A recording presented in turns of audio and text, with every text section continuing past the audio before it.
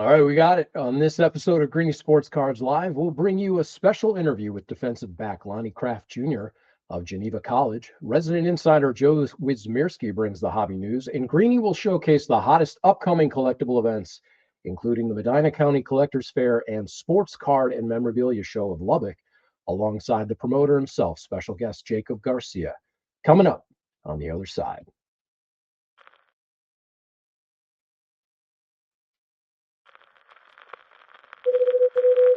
You make this rather snappy, won't you? I have some very heavy thinking to do before 10 o'clock.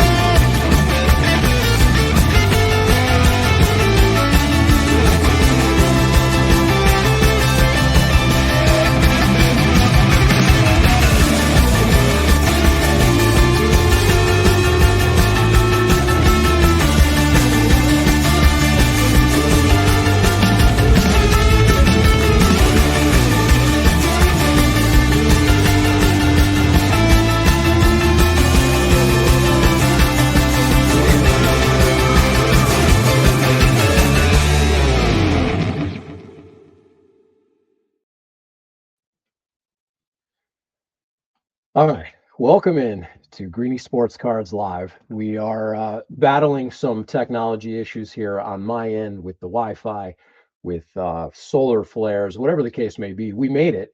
We are here live as we are every Tuesday, and I will be joined shortly by the man himself, Greeny, Steve Greenberg, aka Greeny, the namesake of this show and of Greeny Sports Cards. We'll also be joined by our resident hobby insider, Joe Wismirski of Phoenix Sports Cards, to bring you the latest news and insights from around the hobby. And we'll have a special couple of guests this evening. One of those is a defensive back from Geneva College, Lonnie Kraft Jr., who will join us to talk about the NIL space and his card and his experience as a collegiate athlete. And then we will also be joined by Jacob Garcia of the Sports Card and Memorabilia Show of Lubbock, Texas. So Greeny will give you the rundown of all the shows, the hottest shows around the country, including the Medina County Collectors Fair, which is coming up here in the region where we're located, near Cleveland, Ohio. But he'll take you around to Lubbock, Texas, along with Jacob, and where else? He's going to hit the Detroit Spectacular. You got a big show in Detroit. You've got a show in Illinois and St. Augustine, Florida. So stay tuned for Card Show Live with the hottest card shows around the country. So can't wait to get into it this evening with you. If you are watching on any of the social media streams, please comment and join along the show. We've been doing this for well over 2 years now. And the best part of the show typically is when we get engagement from all of you out there in the hobby space. So whether you are watching on the old Twitter, the X, Facebook, Instagram, if you're checking in on YouTube, if you are on LinkedIn, if you are on Twitch, and all points in between, whatever you may be watching on, go ahead and comment. If you have questions for our guests or any of us, please go ahead and comment there in the sections. So with that, let's go ahead and say hello to the man himself, Steve Greenberg. Happy Tuesday. Happy Tuesday, everybody. I'm actually curious who's watching on Twitch, Jeremy. So if anybody is actually literally watching on Twitch, we'd like you to say hi, because quite frankly, I don't even know how to log in. There's a few. We get we get some of the most powerful comments. Yeah. coming out of Twitch. Some of those we can't Yeah. share here. No, that's true. Before we get started, I actually just sent this to Haley. So I'm wearing my Mind Challenge T-shirt, which my dad and Phil have been doing for years and years. And tomorrow's their finals, and it's actually in Independence, not inside the field house, but in one of their other rooms in the community center. So tomorrow is their finals for the Mind Challenge, which is like a kind of like a Trivial Pursuit for not Trivial Pursuit, like trivia contest for seniors. And they battle it out against each other, and the winning senior center gets $2,500. And I think they had like over 70 different senior centers this year, so pretty good, pretty impressive. Whoever wins, they get $2,500 for their senior center, so pretty good. That's tomorrow in Independence, which we're very familiar with. Knowledge is good. That's right. So Greeny, I'm a little bit all over the place tonight. We literally got the internet running right before the show, but with that, we'll jump into, speaking of news. We're going to do the hobby hits of the week and share with you the biggest headlines of the week, and that includes the Wembanyama card frenzy, which has exploded after his historic playoff game. Collectors bought 7,000 plus Victor Wembanyama cards in a single day on eBay following his 40-point, 20-rebound Western Conference Finals performance. Sports Collectors Daily is reporting that a rare 1948 Leaf Rocky Graziano card set sets a new boxing record for his PSA 5 from the 1948 Leaf set. It sold for $188,000, more than doubling the previous record for the card. Sports Collectors Daily also reports that a Babe Ruth rookie will headline a $20 million display at the Boston World Expo. It will anchor an exhibit at the Boston World Expo alongside Cobb and Garrett pieces. Willie Mays' 1951 Bowman rookie celebrated on 75th anniversary of his debut. A retrospective on Willie Mays' iconic 1951 Bowman rookie marked the 75th anniversary of his MLB debut. Shai Gilgeous-Alexander gets Topps Now card after winning his second MVP. It commemorated that achievement with a new limited edition Topps Now card that comes to us from Collectibles on SI. And Beckett Collectibles is reporting Mickey Mouse trading cards have surged in a non-sport market that is heating up and continues to be on fire. Beckett reports that Mickey Mouse trading cards, including the vintage tobacco issues and modern 101s, are among the most valuable non-sports cards of 2026, reflecting a broader pop culture boom. And finally, both the Chicago Blackhawks and Detroit Pistons launched new team-branded collectibles programs this week, giving fans access to exclusive memorabilia drops and even a say in each franchise's Hall of Fame selection. A clear sign that teams are pushing deeper into the hobby space. That comes to us from Yahoo Sports. And I know that Detroit story is of particular interest to our hobby insider, Joe Wismierski, who will be coming up here shortly with more hobby news for you. So, Greeny, I know we're going to go into the Medina County Collectors Fair here with, there we go. And we're going to go into the Medina County Collectors Fair in Card Show Live, but I wanted to give you a chance to really kind of highlight that show. It's coming up regionally here. It has grown significantly. And why don't you give everybody some insight into that, and we've got some content to show alongside that. Yeah, so it's 200 tables. Vendors' tables are all completely sold out, which, and that's something that I hate when people call and they text, this week of the show, and they're looking for tables and we don't have any available. Adam did the work today, and I'm just going to read it because I didn't memorize it, but this is kind of the breakdown of tables. The sports tables is 54. There's 92 TCG, which we've been telling everybody. This has got the majority of TCG out of anything. There are 4 toy tables. There's 2 comic book tables, a combination of sports and TCG, 21. There's 9 3D printing tables and 4 other various tables. So if you do the math, what I just broke down, that should be 200 tables. So a full room, and not to mention, Kenny Rhoda will be broadcasting live WHBC Friday from, I think the show is on from 3 p.m. to 7 p.m. The doors open at 2. So if you want to come in and watch the Kenny and JT show, his portion will be live from the show, Medina County Collectors Fair. And then Saturday we are working on an autograph guest, which will be last minute, but even so, it's going to be free. So we're hoping to have that announced here soon in the next day or so. Like having some free autographs when we can put those in strategically. So yeah, looking forward to this show. 200 tables, all sorts of everything. So that is it in a nutshell. Friday, Saturday. Yeah, Greeny, we talked about this recently, that wasn't that long ago that a 100-table show was pretty impressive. And people, when you would look across the Beckett calendar, any of the major calendars of card shows, they were really looking for that 100-table show. And within the last 2 to 3 years, it has just exploded. There was Shipshewana this past weekend with a huge show. You've got Detroit Sports Spectacular, the National in Nashville. The National has 1,400 sold out tables. This thing, it's beyond exploded.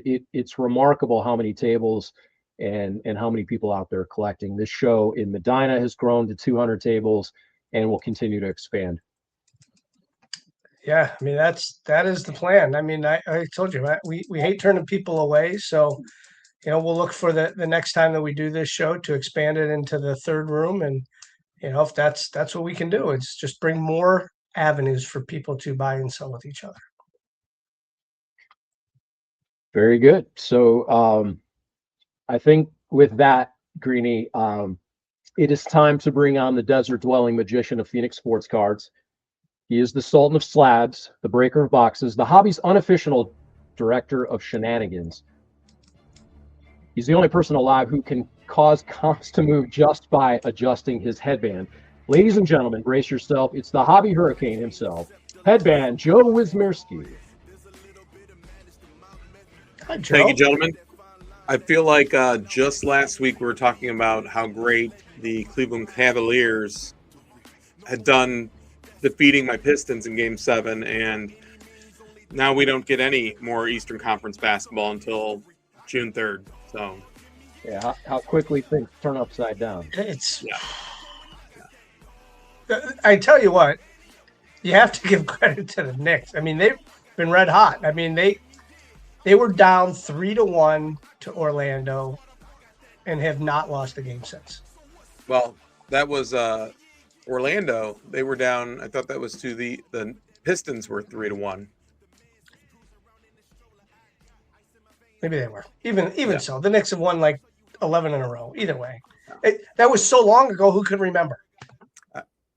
I mean, it takes you back to the Terrell Brandon days of the Cleveland Cavaliers, like, and Big Z. Like, you haven't. I mean, it was rough. It was rough, Steve. Right. Whatever the case may be, the Knicks are hot.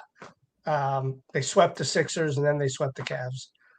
And then they're beaten by a former coach that you guys fired twice. Twice. Intense. And we were beaten by Villanova College. So what's the difference? That's fair. Steve, I have a huge question for you. So this week, and I know this is up your alley, 1991 Don Russ Elite Series, Jose Canseco, number to 10,000. Okay. That was short print back then. That card's over $100 all day long, every day. Yeah, those elites. So those are really like the beginning of the inserts, the first numbered cards, right? Like, it's just, those are wild. People are now going back and collecting them. Steve, how many of those cards are sitting in quarter boxes? Like, across probably the country? none. Probably none. No. They're not in quarter box. They're not in quarter boxes. Steve, I bet they are. Maybe. It was kind of crazy. Maybe I found a precious metal gems green in a $1 box. So what's whatever. That is true.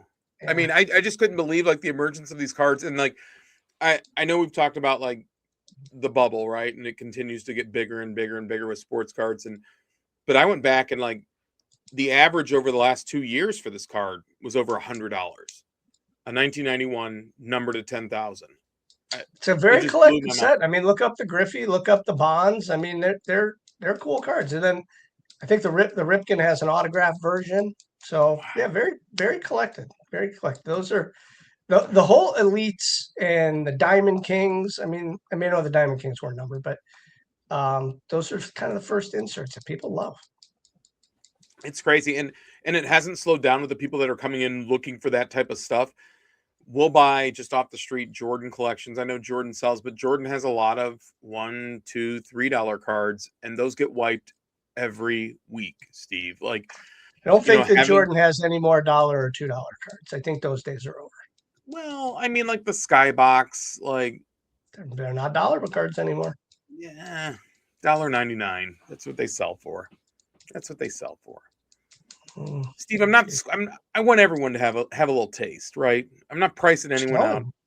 So listen, I'll tell you, I was at the Shipshawana show this weekend, and I saw, you know how the guys do for the repacks with their Post-it notes, stacks of Jordan cards. That's what they're buying right now.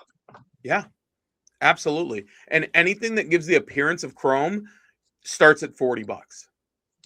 Like, that's a starting point. Right. But what I'm saying is they're now taking those Skybox, those hoops, and they're going into wherever, Whatnot streams or repacks. And I mean, so they're buying those up at $3, $4, $5 anymore.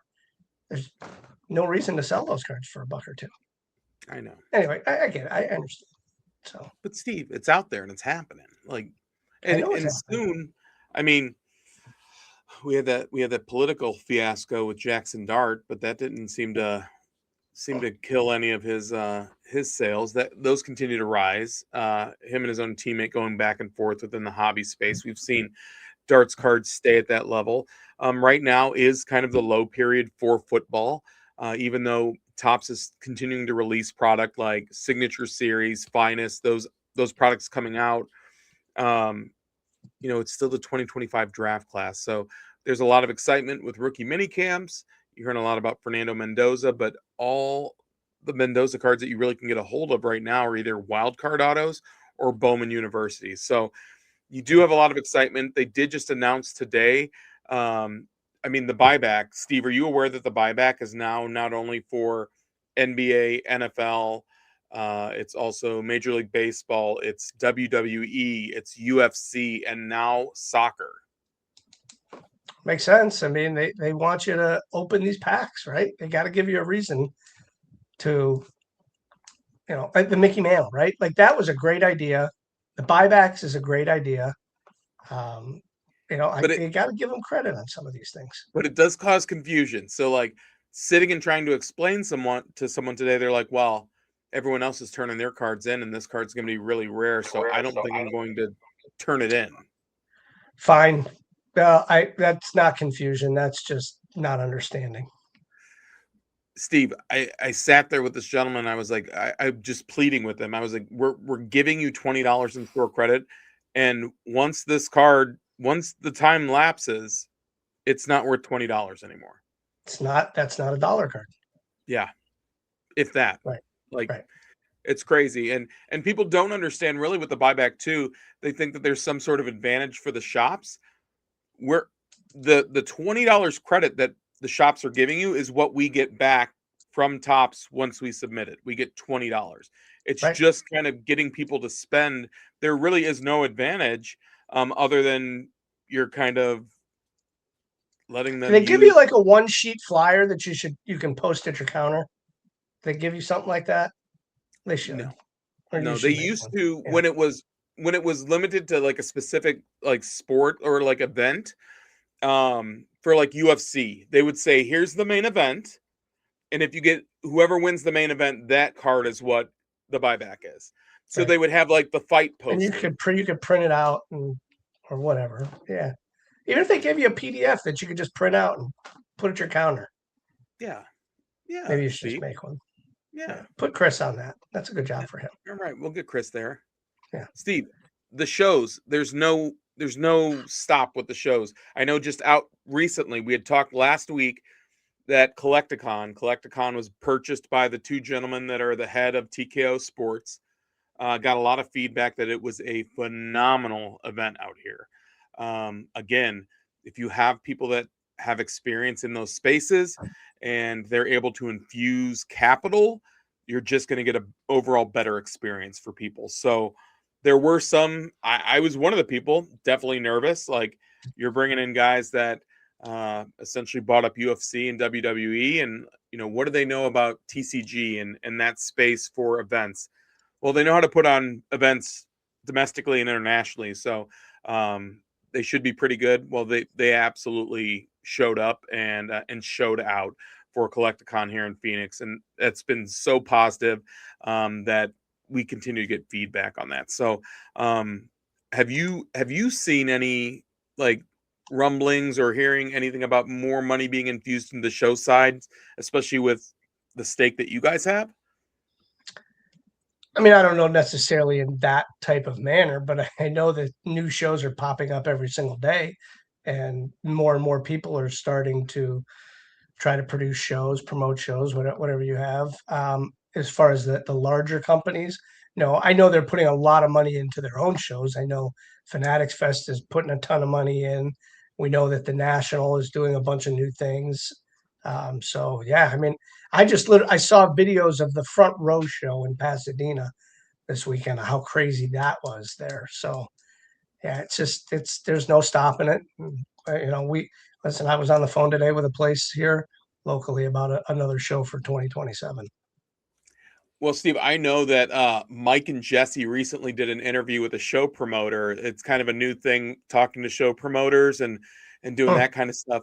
They talked with Jeff from Nashville, and they really asked him some questions about his type of shows that he does there. They don't really have any corporate sponsorship at those shows, and so like that's kind of, I mean, for the most part, when you guys are doing your monthly show over show, like you guys are grassroots. Like it's 100% just Greeny sports cards, and then those vendors that are there month over month, right? For now, yeah, absolutely. So how does that sustain? Uh, well, I mean, how does it not sustain? I mean, vendor tables are at an all-time high, right? I mean, I have a 200 table show that we're turning people away. Wow. The corporate thing's great. It helps us. We have sponsors for Medina. We had sponsors in Charleston, and that money goes to helping keep admission low, or even free sometimes, where we did in Columbus last year. So, we use that sponsorship dollars for giveaways, things like that. So, I I'll tell you what has changed, Joe. And by the way, talking to promoters is a great idea if you're doing a podcast or a show. Um, Yeah. so, that might um, happen here in a few minutes. yeah, it has for 2 years, but uh, that's not why I called. The thing that has changed is kind of that mid tier. So you've got the corporate and you have the grassroots dealers. We're finding this pocket of hobby dealers and vendors who have done very well and are continuing to do well, and they infuse back in the show. And so Medina itself has 11 sponsors. Those aren't corporate sponsors. Those are bootstrapped. I don't want to say mom and pop, but they're some are retail, some are vendors that go show to show, and that level of investment has allowed to continue to produce bigger events and better events. And so there's money everywhere. And so I think, Greeny, what we've seen too is a pattern that if you have a Friday, Saturday show, or Friday, Saturday, Sunday, there's different waves to this. Friday, there's big money walking in the room, that you've got the people that need to be there first, that want to dig through the boxes, look at the showcases. Saturday is a lot more family oriented, and you've got um, more serious collectors and families coming out with their kids. And then on a third day of the show, people are looking for deals. And what's funny is, to that point, Jeremy, is Nate from Grand Slam did kind of one of his videos from the inside of his car, and he talked about, he said, the main staples, excuse me, of like the industry and the hobby are the card shops, right? But he said, what is starting to continue to grow and start to pass the card shop is the actual shows themselves. The shows are really the pulse of the hobby. It's not necessarily a card shop anymore, because there is the level of frequency of deals that happen at a show, and then what the newest and the next and the best stuff is, because it's like the stock market. It's like being on the trading floor of the stock market week after week after week. So I'm with you, and I know you guys bust your tail out there with your team, and you guys continue to grow those shows. So that's fantastic. it's the original social media doing those shows. And so to Greeny's credit and the team he surrounded himself with, he had 16 shows about 5 years ago, 4 or 5 years ago. And there's over 31 on the calendar this year alone. And next year will likely be more. And so that doesn't happen without great support, without the vendor support who continue to come back, without partners that understand how to grow this thing. And it's been remarkable to watch just on a personal and professional level. Agreed. Joe, thanks. We appreciate it. We didn't even get into Wemby. We'll get to him next week. But I'm not in on him. Sell, Steve. Sell. We'll revisit that next week. We'll talk more about that. Where can everybody find you, Joe, in the meantime? You can find us at PHX Sports Cards on Instagram or 59th and Thunderbird in Glendale, Arizona. Thank you, guys. All right. Still a contract? What was that? Well, contract. No breaking news yet for you. No breaking news yet. We'll see We'll you see if next I can Tuesday. get a promoter spot for you for an interview. Got it. That would be nice. Thanks. See ya. And Something that is big Joe. is coming. Our thanks, resident hobby insider Joe Wismirski, Phoenix Sports Cards. So great stuff from Joe. Greeny, our next guest here is I'm telling you, man, I'm all over the place tonight. Got stuff coming or going, but our next guest is one of the standout playmakers from Geneva College. He is a tough discipline, or it is a tough discipline program competing in the President's Athletic Conference. Lonnie Kraft Jr. has built his reputation on versatility, work ethic, and being the kind of player coaches trust in big moments, whether it's contributing on defense or special teams or doing the gritty work that doesn't always show up on the stat sheet. Lonnie's been a key part of the Golden Tornadoes identity, and he is a part of the Greeny Sports Cards NIL portfolio. He represents the heart of small college football, competitive, team first, and driven, and we're excited to have him with us here tonight. Please welcome Lonnie Kraft Jr. There he is. How's it going? Lonnie, how are you? Good. How are you? We're doing well. I understand you just got finished coaching. Yeah, I'm coaching a little outdoor basketball league for like 4th and 5th graders. It's doing pretty well. That's fantastic. Well, listen, we appreciate your time and coming on to chat with us. And we've got a few things we want to go over with you. You know, we know that you're a defensive back at Geneva, and the college landscape has changed dramatically over the last couple of years, no matter what division you're in. And we're fortunate enough to work with you creating an NIL trading card. Tell us what it's like to have your own trading card. Honestly, it's just an amazing experience. It's so humbling and exhilarating just to see it up close. Like I never would have thought I would have something like that to be able to hold, but just seeing it and just knowing the hard work I put in towards that it's great. And then being able to have my teammates join along with that and spreading the love of that's been great as well. Lonnie, the photo that's on this card feels like it might have been an interception. Either way, if that's the case, is there a moment from your career that, looking back, you would encapsulate that exact moment on a trading card? Yeah, I would say last year versus Waynesburg, that was probably the biggest key moments, and that's my first interception actually, and that was a great experience. We ended up beating them by a hefty margin, and it was just a team-oriented goal, and I just had a great time in there, and I feel like that picture right there really captures the real moment of that interception. And that picture's from Till. That's a different atmosphere. That was actually on a blocked field goal that happened on, but same feelings. They're just great. So over the last couple of years, college athletes have been able to use their name, image, and likeness. I know that you have some other videos, some other products and stuff that you're able to endorse. Did you ever think that there was a time that you'd actually be able to use your own name, image, and likeness to actually garner some money?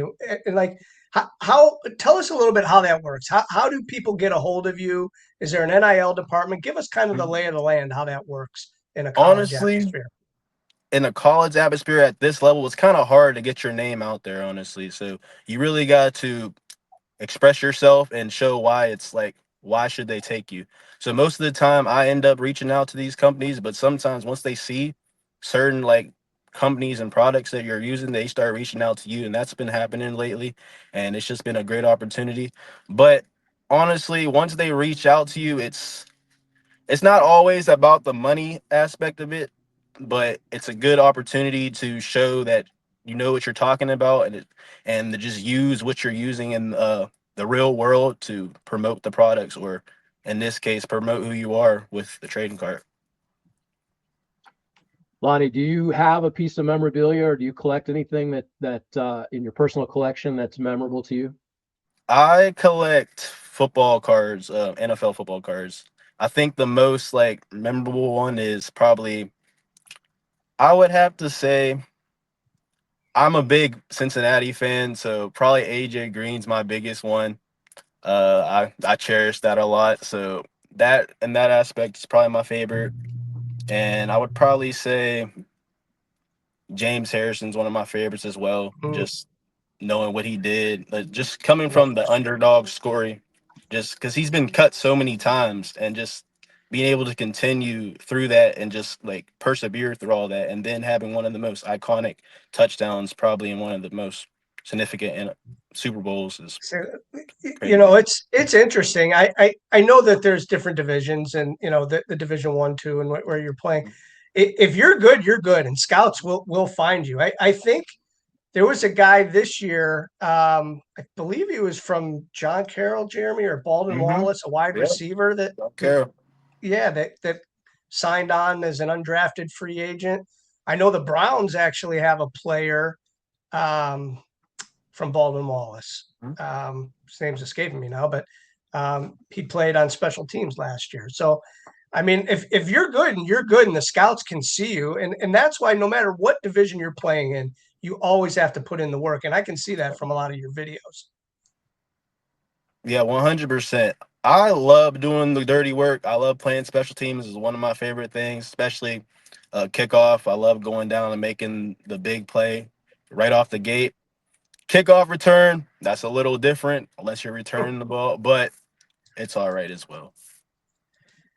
What what's this upcoming season going to be like for Geneva? Give us a little taste of what people can expect. It's gonna be a real good season, I would say. We lost a lot of people, but we have a lot of people that are gonna step up and take care of it. There's a lot of moving around with people that we're playing this year. We got a couple new guys. St. Francis is probably my favorite one that we're getting ready to come down, because they just took the jump from Division 1 down to D3. So that's gonna be a big one at the end of the year. We got Westminster again. We got Hiram. Who else we got? St. Vincent, I think, and we got one that we got down in Virginia that we have to go to. That one was a nail biter last year. We lost by 1 point, so we're looking to get back that, and I'm excited for everyone that's coming back. It's a great opportunity. Being a senior, being able to lead this type of group, it's a good opportunity.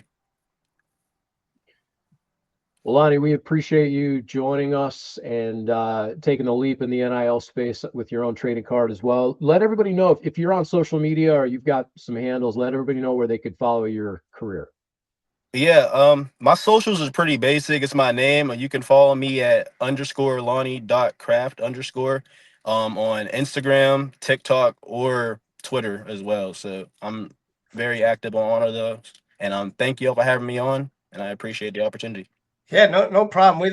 We appreciate you and everything that you've done. We know there's other teammates of yours at Geneva. All of your cards can be bought on greenycards.com, and portions of those proceeds go directly to the student athletes. So those are still available. People can still go out and purchase them, and maybe next year we'll have a season 2 of Alani Craft Card. So we appreciate it, and we'll talk to you down the road. Thanks, Lonnie. Thank you. Peace out. Yep. See ya.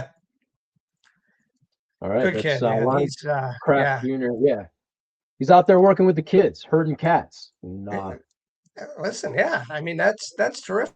I, he reached out, last year, and we ended up doing a card, and he's like, "Hey, I got some other teammates that want to do it," and now I think we have a roster of 5 kids at Geneva College that we've worked making cards with, and they're all selling. So give them credit. Whatever division you're at, I mean, you can get out there and get the work done. Yeah, there you go. You got Brian Berkfeld, Romy Costanza, Caleb Romano, Lonnie Kraft Jr., and Jordan Brown from Geneva College. Greeny, speaking of Division III sports, we got to give a shout out to Baldwin Wallace here in the region. They are participating in the College World Series. So down to 8 teams. The D3 championship will take place in Eastlake, Ohio. And we just want to give a shout out to Baldwin Wallace and best of luck to them as they continue their historic run. Yeah, no matter what division I said you're in, man, it's college sports playoffs are exciting, and this won't be a good one. Absolutely. We expect Jacob Garcia to join us a little bit later. In the meantime, we will get into Card Show Live.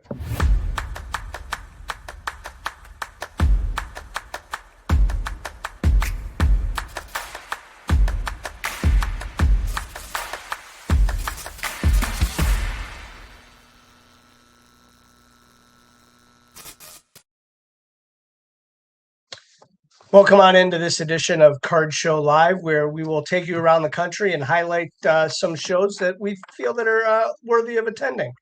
We're going to start off in Illinois, Effingham, Illinois, which is right off of 70. If you're heading east or west, Interstate 70, Effingham, Illinois. It's a great truck stop too as well. I mean, there's tons to do in that city. There's a nice shop, but they started a show there, 100 tables. It's going to be on May 30th at the Effingham Event Center. Matthew Becker runs this show, 80 plus there, but I know it's quite up to 100 tables by now. So that is this Saturday, the Effingham Event Center in Effingham, Illinois. And from there, we can fly all the way down to St. Augustine, Florida, and get this. It is the 5th Saturday Sports Cards and Collectibles show. It's a Saturday, May the 30th. I did send him a message. I'm curious. It only happens when there's a 5 Saturday show. I don't know. That's what it's called. So I'm assuming that is the case, the 5th Saturday. So that is 150 tables, St. Augustine, Florida. JSA is going to be there 9 to 3. This is the extra large show inside of the St. Augustine Ballroom at the Renaissance Hotel. So if you're down in that area, check out the 5th Saturday Sports Cards and Collectibles show. What's happening is up in Detroit, where the Cavaliers did take down the Pistons, and then obviously we've seen what happened there. But the Detroit Sports Spectacular is happening this weekend, and if you've been to the Chicago Sports Spectacular, it is much of the same. This time it's in Detroit. Huge autograph lineup. You can see it right there. Everybody from Barry Sanders to Chris Webber, Alan Trammell, Aiden Hutchinson, Charles Woodson, Kirk Gibson, and many more. Hundreds of tables at this show. I know several people that are going to be set up there, including our friends TNT. So if you're in Detroit, May 29th through 31st, check out the Detroit Sports Spectacular inside the Vibe Showplace. Then we have our show here in Northeast Ohio, the Medina County Collectors Fair. We went over a little earlier, but it is 200 tables, sports, Pokemon, TCG, toys, comic books, 3D printing, and more. Live radio broadcast is going to happen on Friday from 3 p.m. to 7 p.m. And then the show again on Saturday, 9 to 4. But 200 tables at the Medina Fairgrounds for the Medina County Collectors Fair. And then the show that's going to be happening down in Texas at the YWCA of Lubbock. Sports Card and Memorabilia Show of Lubbock, Texas. 200 tables. Jacob Garcia has been running this show, and a little bit we'll catch up with him. But this show is May 30th and 31st in Lubbock, Texas, the YWCA, 200 tables. So I'm very excited to hear a little bit more about this later. But with that, that is Card Show Live this week, where we take you around the country and highlight some of our favorite shows to attend. Please comment the shows that you're attending, and we can go over some of those.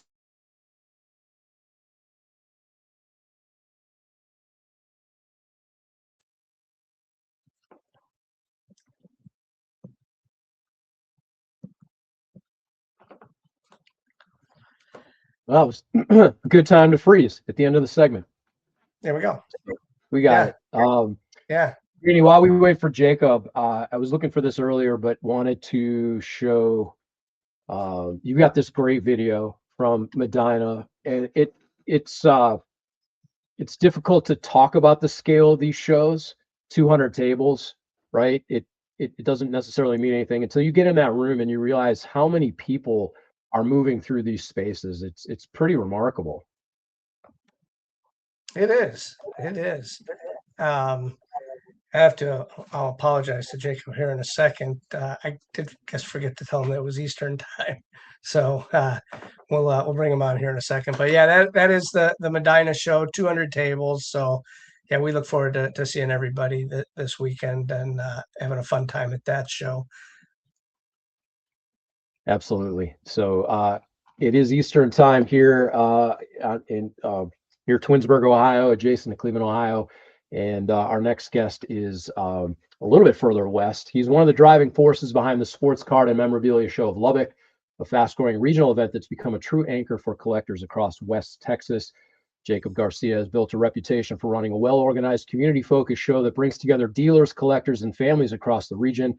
His work has helped strengthen the Lubbock hobby scene, expand opportunities for local vendors, and create a consistent, reliable show experience in a part of the country where the hobby is growing really fast.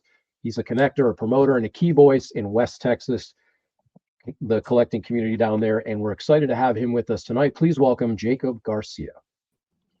How's it going? Good, Jacob. Sorry about that. No, you're little fine. mistake with the time zone. Hey, but before we get into this, you're not going to know this, but Jeremy will know this. Cleveland, Ohio has a little bit of a connection to Lubbock, Texas. If Jeremy remembers, we had a player named Craig Elo who hit a game-winning buzzer beater against the Utah Jazz. Nothing to do with Texas, but the voice of the Cleveland Cavaliers, Joe Tate, enunciated that it was what did exactly he say? Yes, Virginia, there is a Santa Claus, and he comes from Lubbock, Texas.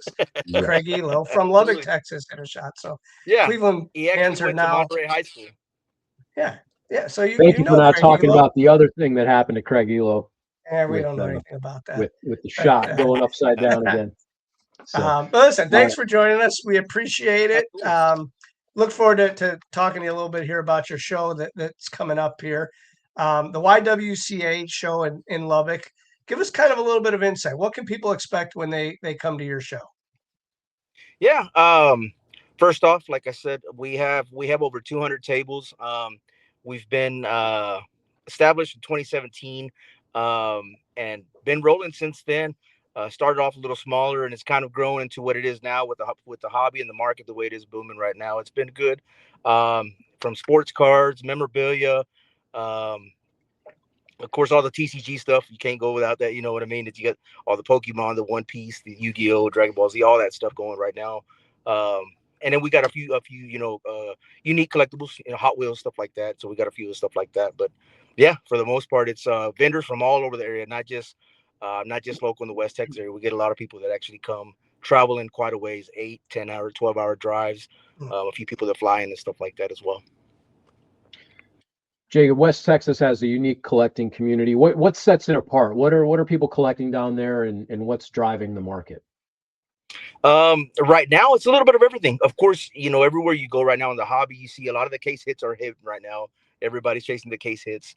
Your downtowns, your kabooms, all that stuff like that. But of course, we got a lot of like myself that do a lot of older stuff, the 90s inserts, the stuff like that that's really going right now strong. A lot of the I don't want to say vintage, but the 90s, early 2000s stuff. And then even like you got your Tom Brady stuff, rookie stuff, Kobe Bryant stuff, all the 90s and stuff like that, all your raves and all the minsters, grand finales, all that stuff that's booming right now. So a little bit of everything. And of course, like I mentioned earlier, the TCG stuff right now is going crazy, with all the new sets and everything going right now. Let's talk about that 90s craze, because like you, that is something that I'm pretty passionate about. I know a lot about it. I dig through boxes to find those, like the grand finales. You mentioned that. I can go to a show and maybe 2 other people know what a grand finale is at a card show. Right. What do you think that is? Why are people so hip to now that the 90s inserts? What's bringing that back? It's funny you say that. We touched upon that a couple of days ago. A couple of my buddies here locally. We have a term that my son uses. We'll go to a show or something, or anyway, even at our show here, or any kind of title show, and not to ramble on, but a lot of times my son's like, "Hey, Dad, you got to go see this guy stuff. He has dad stuff, and kind of telling me it's old man stuff. But he knows what that stuff is now. Hey, Dad, you got to go. This guy has a Brilliance 24 karat. This guy has a rave review or super rave, or this guy has the grand finales. I think it's awesome to see even the younger generation um, dabbling in that now. Like it's really, really cool seeing, even a lot of influencers, stuff like that, doing they're bringing out a lot of the PMGs from the 90s. You're seeing a lot of that's really, really cool. A lot of that unique stuff that you don't see very often. And like you said, a lot of people don't know what that is, but getting to see it's getting a lot of love now. And it's really, really cool. The Top School labels, all that stuff, man. It's really, really cool. It is. I touched on it earlier in the show. I was at a show in Shipshewana, Indiana last week, and I saw a lot of the younger guys who are buying for the whatnot streams or for the repacks, just with stacks of Jordan cards with their post-it notes, right? So it wasn't just the case hits, or it wasn't just the new Jackson darts. They were buying Jordan cards by the stacks. Right. And that's the thing, is that it's like I said, it's awesome to see. It's like I said, you can never go wrong. Of course, everybody wants the case hits and all the kabooms and the uptowns and all that stuff. All that stuff is really, really cool. You got to love the stuff and all the new stuff that's coming out. But seeing that old stuff, man, and seeing those old collections and seeing them still come with the screw downs, not even like magnetics stuff that's been tucked away for a long, long, long time, is really, really awesome to see. It's getting the love that it really deserves, because that stuff, even seeing, I had a big man on court, Jordan Z Pete, not too long ago, and talking to my son's 14, and tell him, man, the odds on this thing, I can't remember the exact odds, but it was like 1 per 55,000 pack or something. I said, and so this was way beyond a case hit, you know what I mean? So the way the odds on pulling some of this stuff back in the day was really, really, crazy. Jacob, what's your approach to laying out a show? Do you prefer to divide up vendors by section, maybe TCG sports, or do you like an experience where people have to navigate the floor and find what they're looking for? As far as, you cut out there for a second, but as far as navigation, I kind of like to give a whole look for myself. I don't know if you're meaning for myself when I approach a show, or for our show here in town, but For your show. okay, for our show, it's we have it mixed up. A lot of times, there's some shows or some people preference to have them, organized, or the way to go find stuff, kind of separate stuff like that. But for our show, we kind of have it a mixture, stuff like that. Sometimes it has to be that way, because you got a lot of even the old school sports vendors, or even the newcomers. They're dabbling in both now, so it's hard to say, hey, we're going to divide the TCG guys and the sports guys and stuff like that. So it's all scattered around, and we've had vendors that have been with us for 7 plus years, and so they have their same spots that they've had for this since day one. Haven't missed the show since then. So Let's talk about that since day one. When you first started this show, have you always been in the same place? Has it moved? Has it grown? Tell us how it started and kind of how you got to where we got to 200 tables. absolutely. So we used to be, our very first show was October 2017. We started at a hotel. And a hotel was at MCM Elegante Hotel and Suites Hotel here in Lubbock, Texas. And we started off our first show, I believe, had 27 tables. And gradually from there, that was the only show that we had. After that, it moved to like 40, and then it moved to like 60, and then it went on from there. The last show that we've had, this is going to be our second time at the YWCA, because we needed a bigger venue, and it was ongoing. We had a wait list for like a year straight of 20 to 30 vendors trying to get in, and so it was like, man, I got to find something bigger. And we landed this place, and they've been great. Everything about it is amazing. The lighting's amazing. The layout, it's a newly remodeled building. And yeah, we had our first show there in February, and it was an amazing turnout. Even the attendees, we over doubled our attendance. We broke our attendance record by double. Our first time we've ever had maxed. So it was really, really good. As a show promoter, when you're in it, you're in it. Things are a blur while the event's taking place, and you're making things happen. You started with 27 tables. You've 10x that going to 200. Have you had a moment or two along the way where you've been able to step back and say, wow, this is really humming? Absolutely, it happens all the time. It's something that I've been blessed, and I say it in a humble way. Um, Getting to where it's at now, and even now with breaking the 200, and I maxed out the space that we have now, and still having a time to where I still have a wait list again, and like I said, I'm blessed and I'm humble and fortunate enough that we've gotten to that point. But yeah, sitting back and watching it grow and see the way it's grown, um, organically. You know what I mean? It's the word of mouth. I'm we have the social media. We have all three platforms that we actually use: Facebook, Instagram, TikTok, and it's grown with the word of mouth and people reaching out. And a lot of this I've grown some relationships. I've known some of the guys, some of the vendors that I have 20 plus years. So having that relationship with them has been great, and just seeing it grow, man, it's been something that I'm really, really proud. And I couldn't have done it with everybody that comes out, whether it's vendors or attendees that have been loyal and showed support over the past 9 years now. So Yeah, that's fantastic. We Jeremy and I talk a lot about the exact same thing that really you just mentioned, and we kind of look to things now. What's going to happen? Have you ever are you thinking 2027, 2028? Like what's next for the show in Lubbock? yeah, that crosses my mind a lot too. A lot of times people are like, "Hey, man, you're probably gonna need a bigger place. You're gonna need," and it's I haven't thought that far yet. I'm just enjoying the ride that we're at now, and the market right now. The market right now is in full effect and it's booming. So just kind of seeing where it's at and just rolling with the punches right now, going with the flow, and just enjoying it and taking it all in as it goes right now. Event planning is such a weird human experience because you have to be present to take care of your stakeholders, but your mind needs to be thinking 6 months, 9 months, 12 months down the Right, line. So, right. what's the most surprising thing along the way? What surprised you from as this thing has grown and the hobby's exploded? What really stands out to you? Um, I guess all around everything, seeing the feedback and seeing, as far as the show, it's just seeing the feedback and the love and the support that we've gotten. It's been something it's amazing, to see that. I didn't, little old Lubbock, Texas. Lubbock is growing. Texas Tech, we got tech here, everything like that, and it's growing. We got a population of about 300,000, roughly around there. Um, and to see it grow to what it is now, and seeing people um, ha- having confidence, of coming down to West Texas and stuff like that. We don't have a major airport, stuff like that, but we still get a lot of attendees that come out and people that show support, and it's been awesome, man. Uh, I say it in a humble way. I'm really thankful. I know there's different teams in Texas, but is the Wemby craze all over the state? Absolutely, you can. I mean, I hadn't met a person yet that just does dislike Wimby here in Texas. The Wimby crazy. You got to be on the train, man. It's Hmm, I'm personally a Rockets fan, but you got to like Wimby, man. yeah.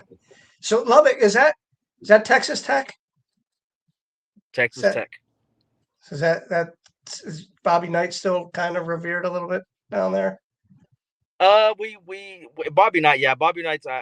He still gets a lot of love here. Of course, but you start thinking like Mahomes. You got the Zach Thomases, and you got Right. we get a lot of love from Texas Tech still right now. Even our softball team right now is doing well. We got Josh Young, for the Texas Rangers. And there's been Jacob Rodriguez just got drafted to the Miami Dolphins this year. So we got a lot of love and there's a lot of support, that we Lubbock for sure supports their athletes here for sure. Fantastic. If somebody's coming to Lubbock for the first time or your show for the first time, what's one thing they should not miss? Um, that's hard to say.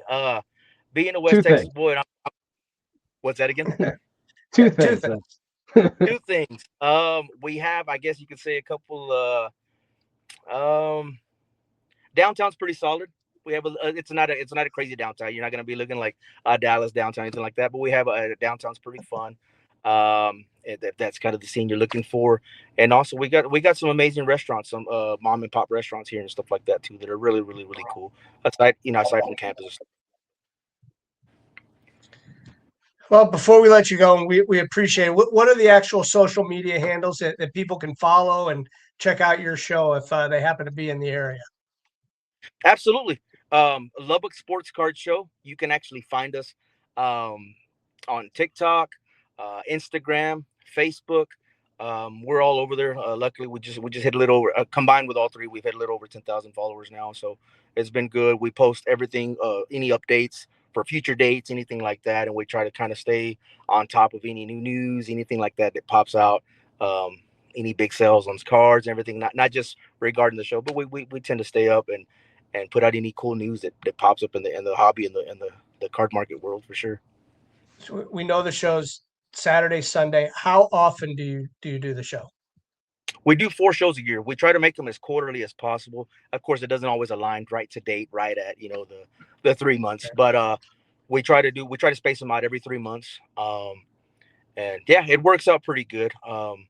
There's a lot of course, you got a lot of people that say, man, you never thought about doing more, but it's worked out just fine. And for the 4, I think it's kind of pretty reasonable for our West Texas town. I think it does really well. Awesome. Well, Jacob, thank you so much for joining us here on Greeny Sports Cards Live, and best of luck to you this weekend and your continued growth in the hobby. Absolutely. I appreciate you having me on. Thanks Yeah. again, and look forward to hearing from you guys again. If we ever make it down there, we'll make sure it's during one of your shows. Absolutely. For sure. Please Cool. do so. Thanks, Jacob. We appreciate it. Good luck this weekend. Thank you, sir. Y'all have a good one. Yep. See ya. All right. Joining us from Lubbock, Texas, Lubbock, that's Texas. Jacob Garcia, and with the Sports Cards and Memorabilia Show of Lubbock. Our thanks to him. Our thanks to Lonnie Kraft Jr. for joining us from Geneva College. He'll be a senior this year, defensive back, and enjoying the fruits of his labor in the NIL space. Our thanks to Joe Wismirski of Phoenix Sports Cards, our resident hobby insider, the commissioner of chaos, as it were. Our thanks to Haley on the board. Our thanks to all of you that continue to watch us week over week. We do this every Tuesday, 7 p.m. Eastern time, so check in. If you missed an episode, you can catch it back on YouTube or Instagram, as well as the social feeds. So make sure you follow us, like, comment, subscribe, all those good things. And Greeny, you and along with everybody else, may the cards forever be in your favor. Yeah, thanks. We appreciate it again, and we'll see you this weekend, hopefully, at the Medina County Collectors Fair, May 29th and 30th, and then more shows rolling after that. So we look forward to everything coming up after this. We start a new month in June, and more shows that lead up to the National at the end of July. So we appreciate you watching, and with that, we will see you next Tuesday.